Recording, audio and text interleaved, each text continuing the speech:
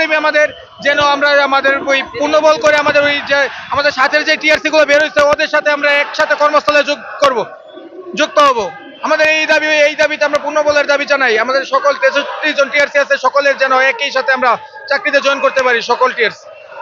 আমাদের passing parade হওয়ার কথা ছিল, কিন্তু স্থগিত করা হয়। স্থগিত করার পরে আমরা 31 ডিসেম্বর আমরা সকালে পিটি প্যারেড ছবি করি। তো আমরা আইন ক্লাসে যাই, যাওয়ার পরে আমাদেরকে ক্লাসরুম থেকে ডাইকা নেওয়া হয় নিচে। তখন বলতেছে যে সরকারি মালামাল যা আছে সব জমা দাও। তো স্যারে বললাম, স্যার কেন তোমাদের অব্যাহতি করা হয়েছে?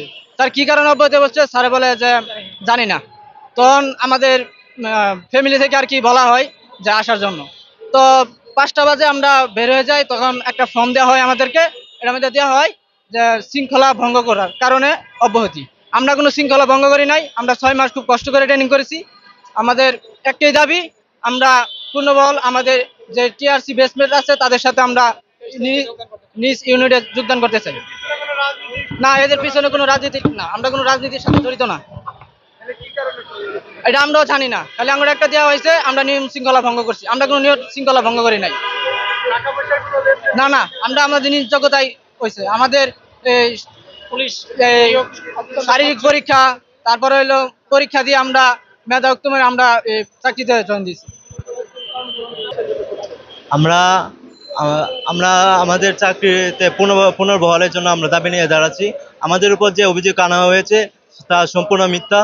আমাদেরকে ডিসিপ্লিন ভঙ্গের অভিযোগ দিয়ে আমাদেরকে চাকরি থেকে অব্যাহতি জানানো হয়েছে।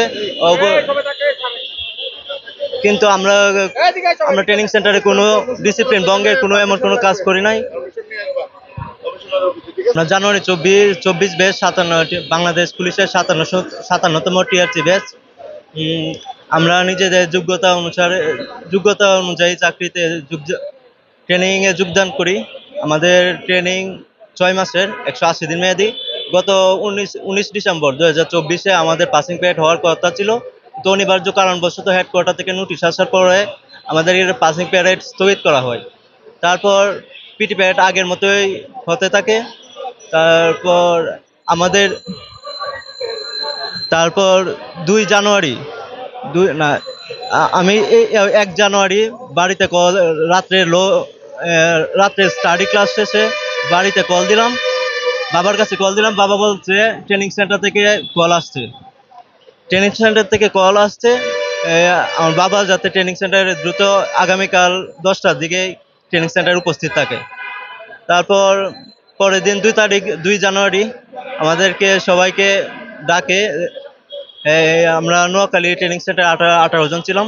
আমরা 18 জনকে অফিসে ডাকে। ওখানে গিয়ে স্যারেরা বলতেছে আমাদেরকে অব্যাহতি জানানো হয়েছে। আমরা স্যারকে জিজ্ঞাসা করলাম, স্যার আমাদের কি কারণে অব্যাহতি জানানো হয়েছে? স্যার বলছে এটা আমাদের কোনো সিদ্ধান্ত না, এটা হেডকোয়ার্টার থেকে আসছে। তারপর এভাবে সব স্যারকে জিজ্ঞাসা করলাম, সব স্যারেরাই বলছে এটা এখানে কোনো নির্দেশনা না, এটা হেডকোয়ার্টার থেকে নির্দেশনা আসছে। কিন্তু আমাদেরকে তারপর একটা নোটিশ দেওয়া হয়েছে শৃঙ্খলা ভঙ্গের অভিযোগে। আমাদের বিভিন্ন ট্রেনিং সেন্টার থেকে টোটাল 63 জন বহিষ্কার করা হয়েছে। এখন আমরা সমাজে চলাফেরা করতে পারি না, মুখ দেখাতে পারি না, যেমন আর মানসিকভাবে অনেক ডিপ্রেশনে আছি। তো আমরা প্রধান উপদেষ্টা মহোদয়ের নিকট আকুল আবেদন আমাদের যাতে চাকরিতে পুনর্বহাল করা হয়। কি কারণে এটা স্পেসিফিকলি কোনো ধারণা আমাদের নাই। আমরা কি কারণে যে বাদ পড়েছি এটাই আমরা জানি না। আমাদের আগ্রহ আছে কি কারণে আমরা বাদ পড়েছি। যদি কোনো কারণে আমাদেরকে বাদ পড়ে থাকে তাহলে সেটা আমাদেরকে জানিয়ে দিলে ভালো হতো।